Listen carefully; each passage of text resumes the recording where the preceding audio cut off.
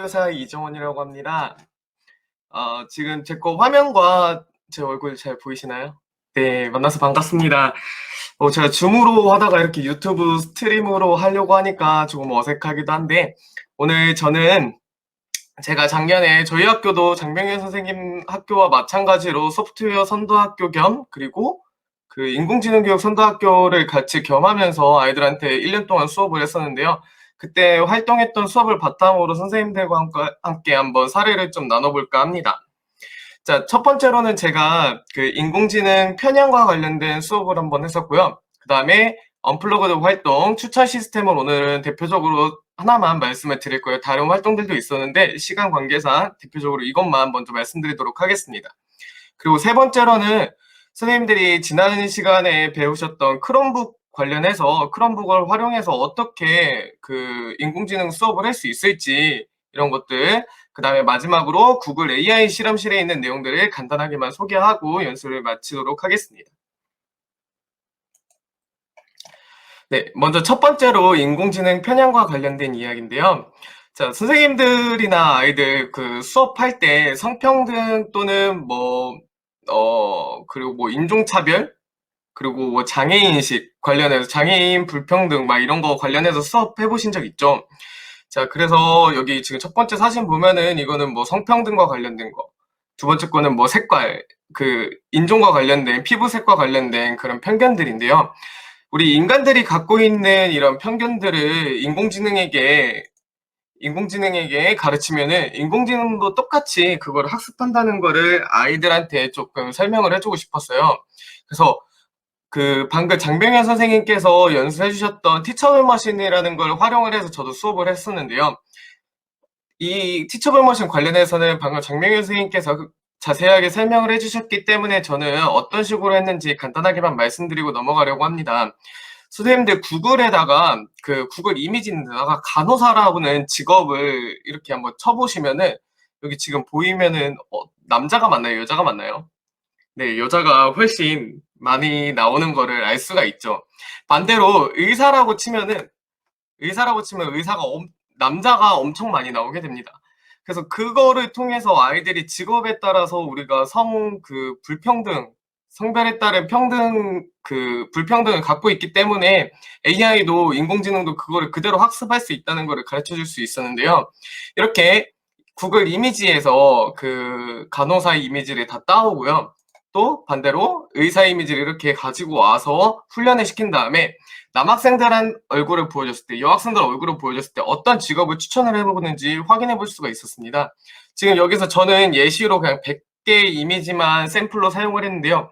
실제로 이 이미지의 샘플이 많으면 많을수록, 네, 그 데이터가 더 정확해지고 정교해지기 때문에 그 결과값도 그 남학생들한테는 의사만을 많이 추천을 해주고 여학생들한테는 간호사를 많이 추천해주는 이런 편향된 모습을 우리가 볼 수가 있었습니다. 그래서 실제로 그 아이들한테 이 수업을 하기 전에 이런 내용도 보여주었었어요. 그 미인대회 관련해서 요즘에 많이 이게 외모 지상주의다 이런 걸로 해서 많이 없어지고 있다고 하는데 인공지능이 심사하는 미인대회 이 기사와 관련해서 인공지능이 그 여자분들의 미의 기준을 판단을 할 때 피부 색깔을 많이 봤다고 해요. 그래서 백인이 주로 그 상위권에 수상을 하였고요. 흑인이나 그 밑에 동양인들이 이렇게 많이 있었다고 해요. 그때는 이 인공지능에게 백인이 예쁜 여자야, 미인이야 라고 이렇게 학습을 시켰기 때문에 이 인공지능이 그렇게 지금 결과를 나타냈는데요. 이런 다양한 사례들을 먼저 얘기해주고 직접 프로그램을 만들어 보면은 아이들한테 조금 도움이 될 수 있을 것 같습니다. 그래서 이때 그 아이들한테 보여줬던 사진들, 그 티처블 머신에 학습했던 그런 데이터들의 중요성에 대해서도 한번 같이 언급을 해줄 수가 있는데요. 편향 없는 인공지능을 만들기 위해서는 데이터의 양도 적절히 많아야 되고요. 많은 대신에 그 데이터의 질도, 편향되지 않은 데이터가 골고루 들어갈 수 있도록 하는 게 중요하다는 거를 아이들한테 같이 학습할 수 있도록 하는 것이 필요합니다. 자, 두 번째로는 제가 추천 시스템이라는 거를 언플러그드 활동으로 해봤었는데요. 자, 여기 왼쪽에 보시면은 이건 유튜브 제 화면이고요. 여기 오른쪽은 이제 왓챠라는 그 플랫폼 화면입니다. 여기 보시면 유튜브 딱 들어가자마자 선생님들께서 이렇게 그 자주 봤던 영상들과 관련된 이런 영상들이 이렇게 나와 있을 거예요. 저 같은 경우 요즘 뭐 주식이나 게임 아니면 뭐 인공지능 관련된 이런 영상들을 봤더니 이렇게 같이 추천돼서 나오는 거고요. 여기 영화, 왓챠 같은 경우는 영화나 드라마, 내가 만약에 별점을 높게 줬던 드라마나 영화가 있으면은 그거를 분석을 해서 아, 이 사람이 이것도 재미있게 볼 거야. 아, 이 사람한테는 이게 좋겠구나라고 추천을 해주는 이런 모습입니다. 그래서 아이들한테 이 추천을 인공지능이 어떻게 해주는지 확인해 볼 수 있도록 하기 위해서 언플러그드 활동을 했었는데요. 지금 왼쪽에 있는 모습은 제가 학습지로 만든 거예요. 제가 작년에 이 활동 가지고서 어디 이제 보고서 제출할 일이 있어가지고 아이들이 직접 연필로 써서 아이들의 그 직접 했다 이거를 좀 보여주려고 이렇게 했는데요. 실제로 아까 장명현 선생님께서 연수해 주셨던 이 구글 잼보드 있잖아요. 이거를 이용해서 하게 되면은 아이들이 원격으로도 이렇게 주제를 선정을 할 수가 있습니다. 여기 지금 왼쪽에서는 아이들이 이제 음료수를 주제로 골랐는데요. 뭐 콜라나 사이다 아니면 그냥 2% 환타 이렇게 나눌 수가 있고요. 제가 이제 그 다른 선생님들과 연수를 했을 때는 베스킨라빈스 그 아이스크림을 가지고 하고 싶다고 하셔서 엄마는 외계인, 뭐 민트 초코, 아빠는 딸바, 뭐 레인보우 샤베트 이런 식으로 주제를 먼저 이렇게 정했습니다. 큰 주제를 하나 정하고 이거를 그 중에서 몇 가지만 이렇게 골라냈어요. 4가지 정도만 이렇게 골라냈습니다. 자, 그런 다음에 지금 왼쪽도 여기는 학습지 직접 한 거고요. 오른쪽 거는 제가 구글 스프레드시트로 이렇게 추천 시스템을 만들었는데요. 이렇게 구글로 만들어 놓으니까 좋았던 건 뭐였냐면은 원격 수업을 하실 때 요즘 코로나 때문에 원격 수업 많이 하시잖아요. 여기 아이들 이름만 써놓고요. 아이들한테 내가 좋아하는 거를 체크하도록만 그냥 했어요. 체크하도록만 하니까 굳이 원래는 이따가 제가 보여드리겠지만 아이들이 이거를 직접 데이터를 수집하기 위해서 막 돌아다니고 해야 되는데 비대면 상황에서는 이렇게 구글 스프레드시트를 활용을 하니까 네, 훨씬 좋은 것 같더라고요. 예를 들면은 이 땡땡이라는 친구는 엄마는 외계인과 민트 초코를 좋아해요. 그 다음에 여기 가장 중요한 거는 선택지 외에 좋아하는 게 혹시 또 뭐가 있을지를 여기다가 또 하나씩만 적어볼 수 있도록 하는 겁니다. 그리고 여기 A, B, C, D 중에서 한 가지만 선택하지 않고 최소 2가지 이상은 선택할 수 있도록 나는 그래도 이것도 좋아하고 이것도 좋아해. 또는 3가지를 선택을 해도 상관은 없습니다. 그 선택지 외에 좋아하는 것에다가 이렇게 반드시 같이 내가 그 외에 또 뭘 좋아하는지 그러면은 예를 들면은 엄마는 외계인과 민트 초코를 좋아하는 친구는 슈팅스타도 좋아할 것이다 이런 식으로 그 데이터를 예측을 할 수가 있는데요. 이게 어떻게 나오는지 조금 더 구체적으로 알아보도록 하겠습니다. 방금 모았던 데이터들을 바탕으로 해서 이렇게 표를 만들었어요. 이것도 제가 학습지로 만들었는데 이거를 이렇게 구글 프레젠테이션을 이용해서 아이들한테 여기다가 직접 입력할 수 있도록 했습니다. 아이들한테 여기다가 이렇게 직접 입력하도록 하니까 예를 들어서 엄마는 외계인과 레인보우 샤베트를 좋아하는 친구는 바람과 함께 사라지다랑 요거트도 좋아해요. 또 레인보우 샤베트랑 민트 초코를 좋아하는 친구는 슈팅스타도 좋아해요. 자, 근데 여기 제가 지금 이 A, B, C, D를 하나, 2개 이렇게 2개 만들었어요. 왜 이렇게 2개를 만들었을까요? 네. 만약에 지금 여기 A랑 B를 둘 다 좋아하는 친구는 여기 사이에다 쓸 수가 있잖아요. 여기다가 쓸 수 있고 A랑 D를 좋아하는 친구는 여기다 쓸 수 있고 B랑 C는 여기에 쓸 수 있고 C랑 D는 여기에 쓸 수 있겠죠. 하지만 A랑 C를 좋아하는 친구, B랑 D를 좋아하는 친구 이럴 경우는 경우의 수가 지금 여기 이 가운데다가 표시를 해야 되기 때문에 아이들이 오히려 더 헷갈릴 수가 있습니다. 그래서 그 오른쪽에다가 표를 하나 더 만들어서 여기 A하고 C가 같이 쓸 수 있게 이렇게 A하고 C 사이를 하나 만들어주고요. B하고 D를 쓸 수 있게 B와 D 사이를 이렇게 만들어주면 됩니다. 자, 이렇게 해서 데이터를 모으게 되면은 아까처럼 아이들은 여기 라면을 했었죠. 뭐 이 신라면과 안성탕면을 좋아하는 친구는 스파게티나 뭐 진라면도 좋아해. 이렇게 표를 발일정자로 해서 몇 명이나 좋아하는지.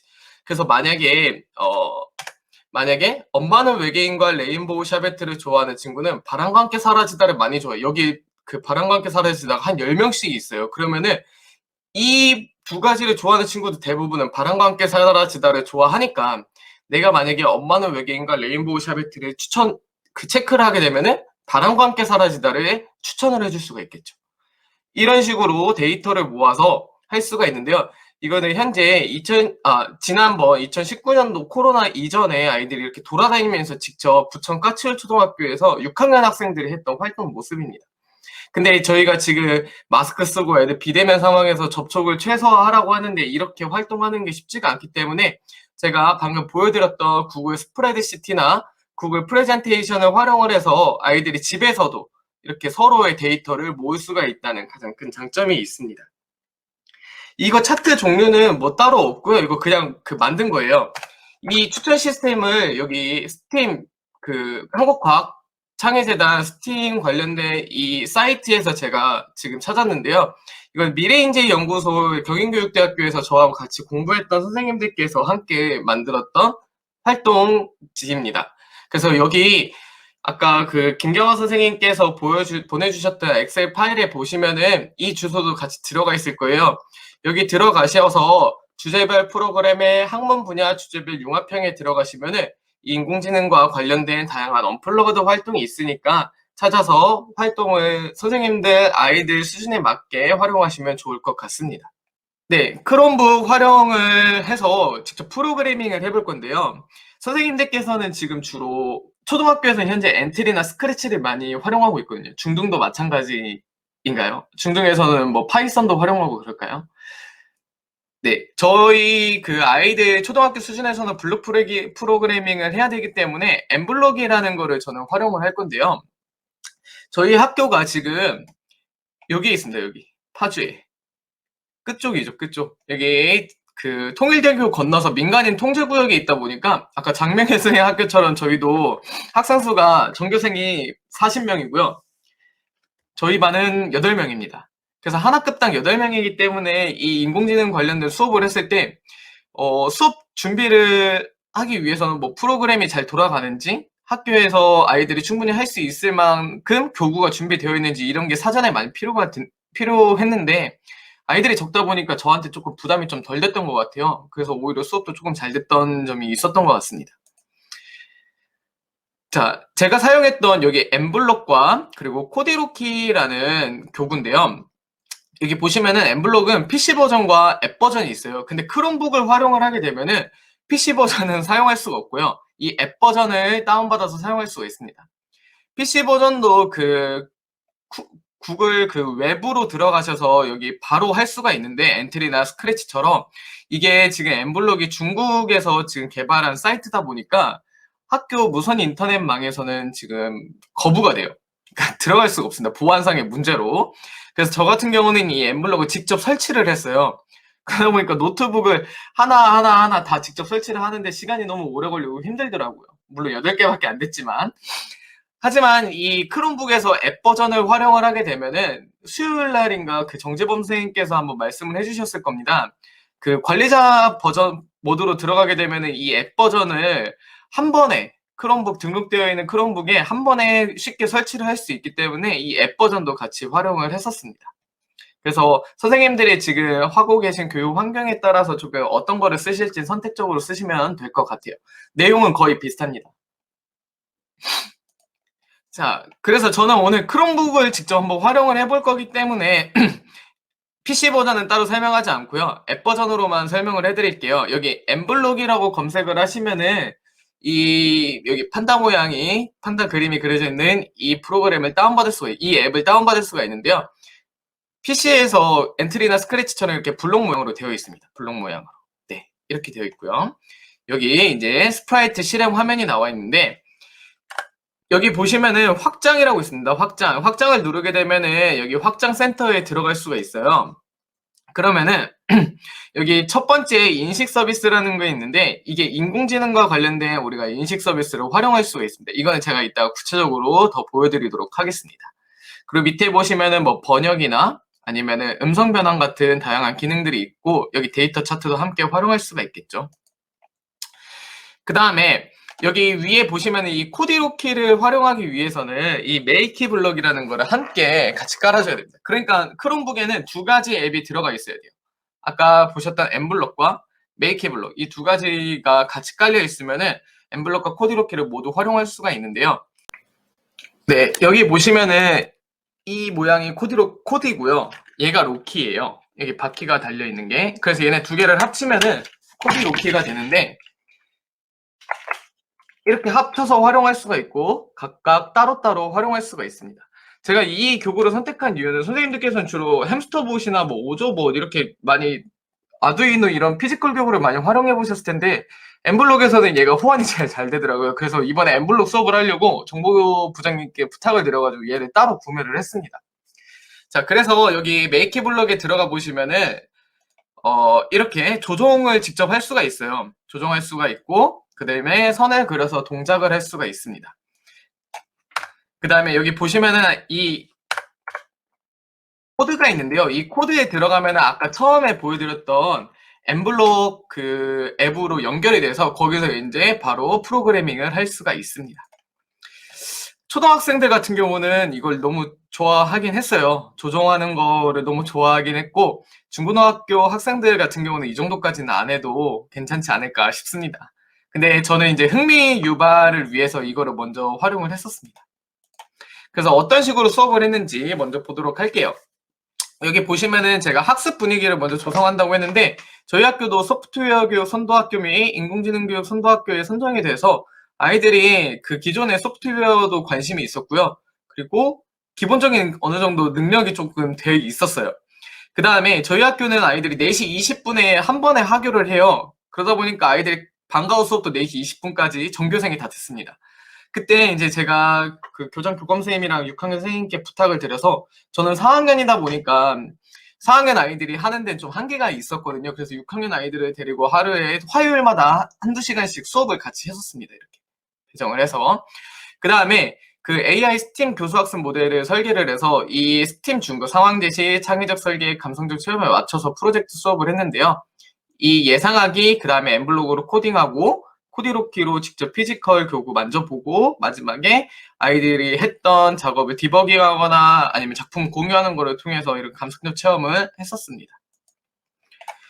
그래서 이 수업을 하기 전에 본격적으로 했던 거는 오토드로우, 퀵드로우, 코드다도와 티처블 머신 같은 간단하게 아이들이 쉽게 할 수 있는 무료 플랫폼을 이용해서 인공지능에 대해서 좀 흥미를 가질 수 있도록 이런 사이트 체험을 했었고요.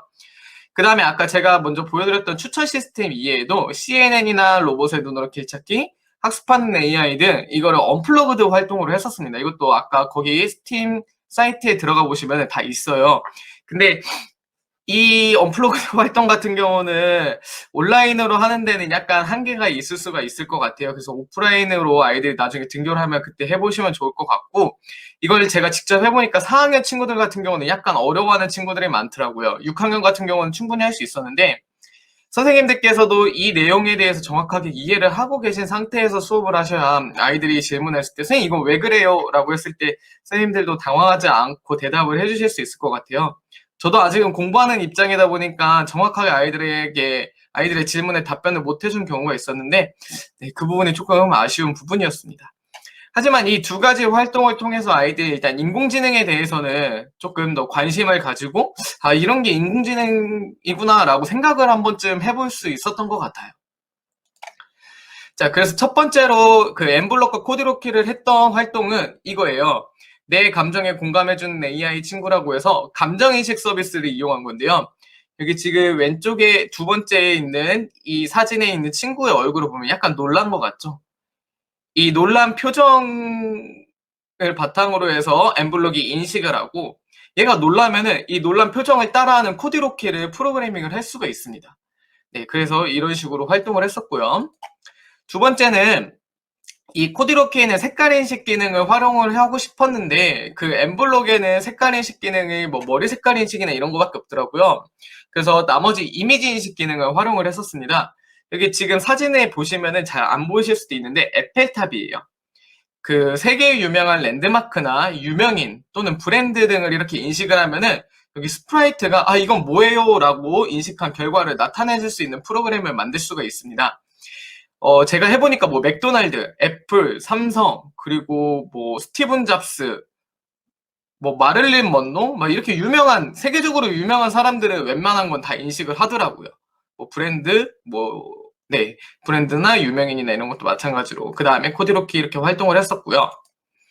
그 다음에 자율주행이 가능한 AI 친구를 만들어 봤는데, 제가 스크래치나 엔트리로 중고등학생들이 만든 이 프로그램을 봤을 때는 정말 수준이 엄청 높더라고요. 하지만 지금 초등학교 수준에서는 뭐 그 정도까지는 너무 어려울 것 같아서 기계학습을 이용해서 자율주행을 하고, 여기 라인 트레이스, 아까 조금 전에 했었던 그 색깔 인식 기능을 이용해서 라인 트레이서 활동을 했었습니다. 그래서 이거를 바탕으로 이렇게 지금 길을 하나 만들어서 여기를 한번 통과해 볼 수 있게 아이들과 마지막으로 놀이 활동도 했었고요. 하지만 그 크롬북으로 제가 이따 보여드릴 때는 앱 버전에서는 그 기계학습이 지원이 안 되고 있습니다.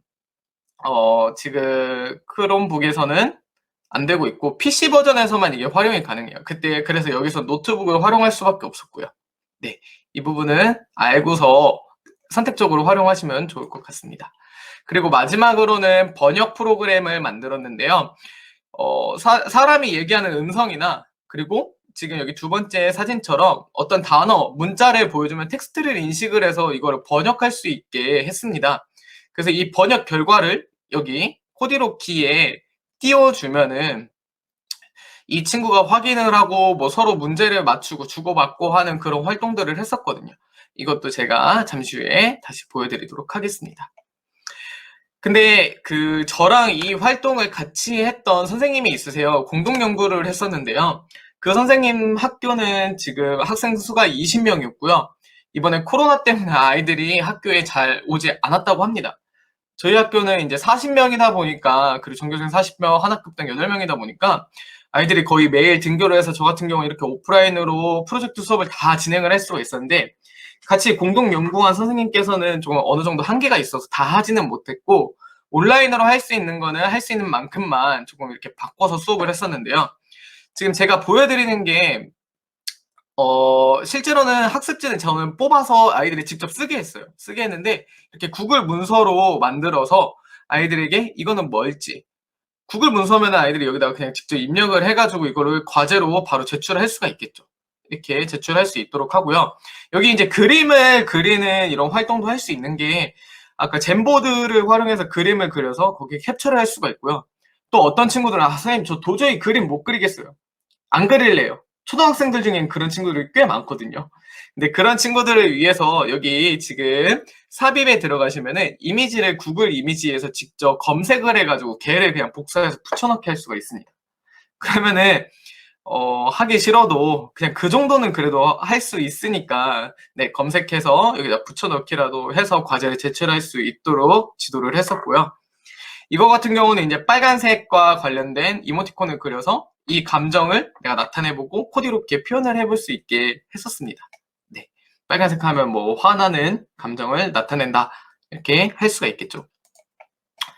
자, 그래서 제가 지금부터는 그 구글 원격 데스크톱을 활용을 해서 선생님들께 그 크롬북을 활용한, 네, 엠블록을 어떻게 쓸 수 있는지 간단한, 정말 간단한 예시만 보여드리도록 할게요. 여기 구글 원격 데스크톱이라고 검색을 하게 되면은 여기 첫 번째가 나옵니다. 첫 번째 이렇게 나오는데, 얘네 이렇게 클릭해서 들어가면은 지원 받기랑 지원 하기가 있어요.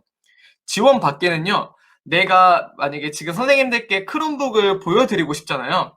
그러면은 지금 현재 제가 강의를 하고 있는 이 데스크톱에다가는 지원하기고요. 크롬북에는 지원 받기입니다. 지원 받기. 그래서 크롬북에 들어가도 똑같은 이 화면이 나오는데요. 크롬북에서는 이 코드 생성을 누르게 되면 코드 번호가 나올 거예요. 그럼 그 코드 번호를 가지고 여기 제 데스크탑에다가 입력을 하게 되면은 연결이 되게 됩니다.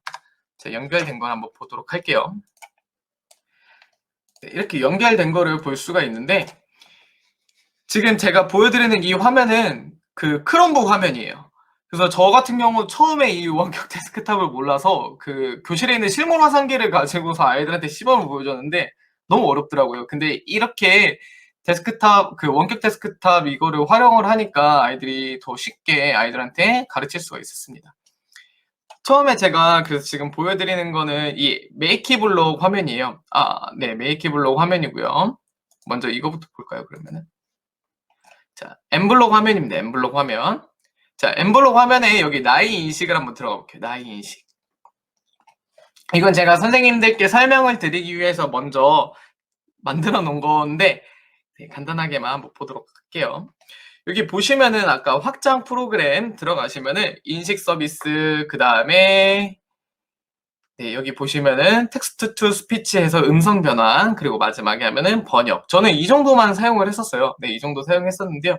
여기 인식 서비스에 저는 이미 추가를 했기 때문에 추가를 할 필요는 없고 여기 이제 추가를 하게 되면은 여기 맨 마지막 블록에 인식 서비스라고 추가가 됩니다. 그럼 여기 보시면은 뭐 음성 인식, 문자 인식, 이미지 인식, 나이 인식, 감정 인식, 성별 인식 뭐 이렇게 엄청 많이 나와요. 네, 이렇게 많이 나오는데 선생님들께 예시로 보여드리기 위해서 나이를 한번 인식을 해보도록 할게요. 이 프로그래밍 하는 거는 스크래치나 엔트랑 똑같이 여기 있는 블록을 그대로 갖고 와서 하기만 하면 됩니다.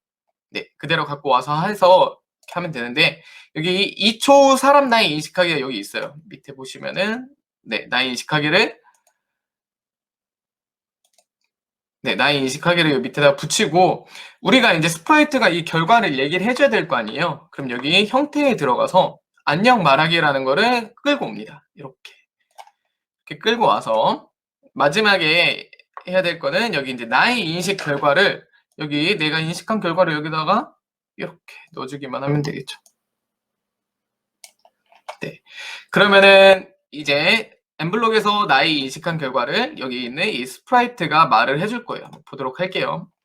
자, 아까 초록 깃발을 클릭했을 때 한번 보도록 하겠습니다.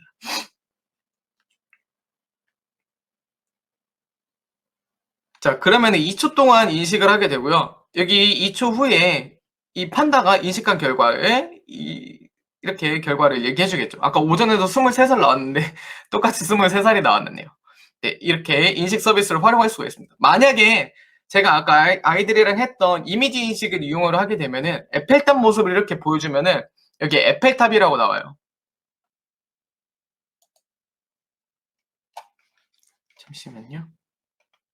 네, 에펠탑이라고 나옵니다. 근데 그거는 이제 영어로 나오게 되고 이 또 영어로 안 나오고 한글로 나오게 하고 싶다 그러면은 아까 제가 확장 센터에서 보여드렸던 번역 기능을 같이 추가해가지고 블럭을 완성시켜주면은 한글 버전으로 또 이렇게 뜰 수가 있습니다. 네, 이게 엠블럭이었고요. 자, 근데 이거를 선생님 코디로키랑 어떻게 활용하면 좋을지 한번 보도록 할게요. 코디로키까지 활용을 해볼 건데 자, 제가 나이 인식을 지금 23살이라고 나왔잖아요. 그럼 그 23, 23이라는 숫자를 여기 코디에 한번 띄워보도록 할게요. 코디에 띄워볼 건데 아까 오전에는 얘가 제가 시범을 보일 땐 잘 됐는데 또 갑자기 안 되더라고요. 멈춰가지고. 자, 얘를 지금 코디를 이렇게 키게 되면은 블루투스로 연결을 할 수가 있어요. 여기 지금 블루투스 표시 보이시나요? 자, 그래서 여기 연결을 누르게 되면은 연결을 할 수가 있습니다. 그냥 가까이 대기만 하면은 돼요. 네, 네, 크롬북에서는 블루투스로 연결하는 게 훨씬 더 좋습니다. 그 다음에 아까 여기 판다 스프라이트는 비슷하죠. 비슷한데 뭐가 달라졌을까요? 네, 여기 보시면은 변수가 들어가 있습니다. 변수. 이 변수를 왜 넣어줬냐면은 이 판다에서 인식한 결과를 코디한테 보내주기 위해서는 이 변수라는 거를 반드시 사용을 해야 됩니다.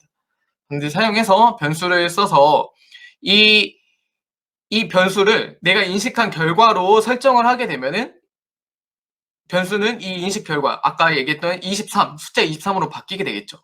그 다음에 이 나이 여기 이 방송을 보냅니다. 이건 제가 그냥 만든 건데요. 나이 인식이라고 해서 메시지를 만들어서 방송을 보내면은 여기 코디에서는 얘를 받아요. 이 나이를 방송을 받고서 출력을 합니다. 출력을 할 때 우리가 아까 이미 그 나이 인식 결과를 이 나이 변수에다 넣었잖아요. 그래서 이 나이 변수에다가 이렇게 집어 넣으면은 판다에서 아까 여기에서 인식한 결과를 코디에다가 표현을 해줄 수가 있습니다. 자, 근데 여기 보시면은 여기 형태에 화면에 무슨 그림 띄우기 이렇게 나와 있거든요. 자, 이렇게 그림 띄우기가 나와 있는데 만약에 여기 나이를 하면 숫자가 입력이 되겠지만 여기 그림 띄우기 그림 모양을 클릭하게 되면 여기에 이제 아이들이 원하는 그림을 그릴 수가 있어요. 만약에 자, 만약에 선생님 저는 그 웃는 모습의 코디를 그리고 싶어요 하면은 이렇게 제가 지금 마음이 급하다 보니까 이렇게 막 대충 했는데 그리고 이게 원격으로 하다 보니까 조금 오래 걸리네요. 이렇게 웃는 모습으로 네, 그림을 그려서 얘를 코디로키에 표현을 해줄 수가 있습니다. 네, 이거는 이렇게 그냥 간단하게 그림 그려서 쓸 수가 있고요. 제가 선생님들께 지금 보여드리고 싶은 거는 이 변수를 어떻게 보냈는지 한번 보도록 할게요. 자, 아까와 마찬가지로 한번 자, 제가 만약에 나이를 인식하게 되면 여기 나이에 아까 23이었으니까 23이 뜨겠죠? 한번 해보겠습니다.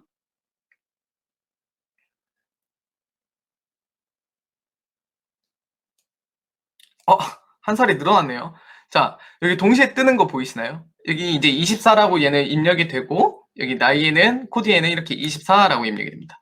자, 근데 여기 코디에 지금 나타날 수 있는 거는 숫자랑 영어밖에 안 돼요. 아직 한글은 입력이 안 되는 것 같더라고요. 네, 이렇게 할 수가 있고요. 이런 식으로 아이들과 함께 프로그래밍을 해봤어요. 되도록이면은 엠블록도 활용하고 코디로케도 같이 활용을 할 수 있게. 네. 그리고 뭐 코디의 동작에 들어가서 뭐 움직이게 할 수도 있고요.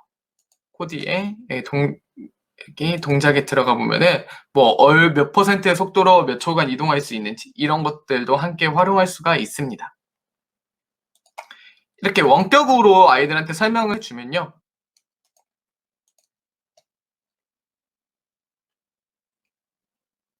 이게 지금 아이들이랑 함께 했던 아까 그 번역 관련된 프로젝트의 블록인데요. 영어 단어를 이렇게 지금 여기는 음성 인식으로 사용했어요. 뭐 텍스트 인식으로 해도 되고 이건 아이들마다 조금씩 달랐습니다. 그래서 음성 인식으로 예를 들면은 이렇게 영어 단어를 음성으로 내가 얘기를 해주면은 하이라고 얘기를 해주면은 얘가 인식을 해서 여기 코디에 이렇게 뜰 수 있게 이런 식으로 영어가 뜨거든요. 네. 그 다음에 여기 번역 정답은 여기 방금 보시면은 번역을 써가지고 이 리스트에도 이렇게 추가를 할 수가 있습니다. 이거 4학년 애들은 못했습니다. 4학년 애들은 조금 어려워서 못했고 6학년 정도면 이 정도는 충분히 할 수 있을 거예요. 6학년은 한번 해보시면 좋을 것 같습니다. 네. 이렇게 프로그램을 한번 짜봤었어요. 이 엠블록을 제가 추천을 해드린 이유는요. 이거를 학교에서 많이 활용하진 않아요. 학교에서 주로 스크래치나 엔트리 활용하시죠. 그렇기 때문에 저도 막 이거를 무조건 활용하라고 할 수는 없는 게 여기 호환되는 로봇도 이 코디로키랑 뭐 엠봇 이 정도 선생님들께서 쓰실 만한 거는 그렇기 때문에 뭐 강요를 할 수는 없지만 엔트리나 스크래치에 비해서 이런 그 인공지능 서비스, 인식 서비스가 정말 다양해요. 아직 엔트리나 스크래치에는 나와 있지 않은 이런 인식 서비스를 여기서는 많이 제공을 해주고 있더라고요. 그래서 저는 이것 때문에 이번에 엠블록으로 수업을 했었는데 선생님들께서도 기회가 되면은 이 인식 서비스는 아이들이 특히 되게 좋아해요. 뭔가 자기가 이렇게 찾아서 보여주는 거를 얘가 그걸 인식을 해서 대답해주고 이 코디로키에 직접 띄우고 명령에 따르니까 아이들이 되게 신기하더라고요. 네, 이런 인식 서비스를 많이 활용을 해보면은 좋은 것 같습니다. 네, 엠봇도 가능합니다. 엠봇 가능합니다. 그 다음에 구글 AI 실험실은 아까 제가 주소를 정리해서 그 자료로 탑재를 해드렸는데요. 여기 구글에다가 AI 실험실 검색을 하시면은 이렇게 떠요. 그냥 여기 이렇게 들어가 보시면은 되게 다양하게 많습니다. 이렇게 구글에서 제공해주고 있는 그 인공지능 서비스가 정말 많은데요. 이거 퀵드로우는 많이 들어보셨죠? 내가 그림을 빨리 그리면은 거기에 따라서 인공지능이 이게 무슨 그림인지 알아맞히는 그런 활동이고요. 이거 오토드로우. 내가 그림을 정말 못 그려서 대충 그려도 인공지능이 알아서 완성을 해줍니다. 자동으로. 네. 그리고 애니메이션. 여기 내가 만든 애니메이션을 그 나의 동작을 따라서 이렇게 애니메이션을 만들 수가 있어요. 내가 손을 들면 얘도 손을 이렇게 들 수 있게. 고개를 흔들면 고개도 같이 흔들고. 그 다음에 프레디 머큐리처럼 노래하기. 얘는 이제 음성 인식을 활용을 하는 건데요. 이 프레디 머큐리의 노래를 내가 따라 부르면서 프레디 머큐리랑 얼마나 비슷한지 한번 해보는 건데요. 저 같은 경우는 이거 한 23%인가 24%인가 이렇게 나오더라고요. 네. 제가 노래 잘못해서. 그 다음에 그림자 표현하기가 있고요. 이 그림자 표현하기는 그 4학년 아이들 과학 수업 시간에 그림자 관련된 단원이 있잖아요. 그때 이제 먼저 사전에 흥미 유발, 동기 유발로 이렇게 그림자 만들기 활동을 해보면 좋을 것 같아요. 그 다음에 무브미러라고 해서 나의 동작과 비슷한 이런 동작들을 인공지능이 알아서 찾아주는 거예요. 네, 여기 보시면은 팔과 다리의 동작을 인식을 해서, 그 다음에 사진과 어울리는 소리는 내가 입력한 사진에 따라서 어울리는 소리를 인공지능이 찾아서 해주는 건데, 제가 뭐 예를 들면은 바닷가 모양의 바닷가 풍경의 사진을 이렇게 입력을 하게 되면은 파도 치는 소리가 들린다거나 아이들이 뭐 바닷가에서 뛰어노는 소리가 들린다거나 이래요. 네. 그 다음에 인공지능 번역기는 이렇게 사물을 이렇게 인식을 하면은 이거는 영어로 뭔지, 일본어로 뭔지 이렇게 번역이 돼서 나오게 됩니다. 네. 여기 보시면 호박 보여주니까 펌킨이라고 이렇게 나와 있죠. 그 다음에 이모지라는 게임인데, 저는 이걸 처음에 노트북으로 했다가 할 수가 없었는데, 이게 어떤 게임이냐면은, 여기서 제공해주는, 여기 연필을 찾아라, 볼펜을 찾아라라고 하면은 애들이 이제 스마트패드나 노트북이나 크롬북이나 이런 거 들고 다니면서 이렇게 사진을 찍는 거예요. 그래서 잘 찾았는지 이걸 확인해주는 건데, 노트북 같은 경우는 이거를 들고 다니기가 매우 힘들었는데 크롬북은 전면과 후면에 다 카메라가 있어요. 그래서 원하는 걸로 아이들한테 활용할 수 있게끔 하니까 크롬북이 조금 더 편하긴 하더라고요. 아니면은 스마트패드나, 네, 노트북보다는 크롬북이나 스마트패드 활용하는 게 좋을 것 같습니다. 자, 근데 제가 이거 관련해서도 먼저 연수를 한번 했었거든요.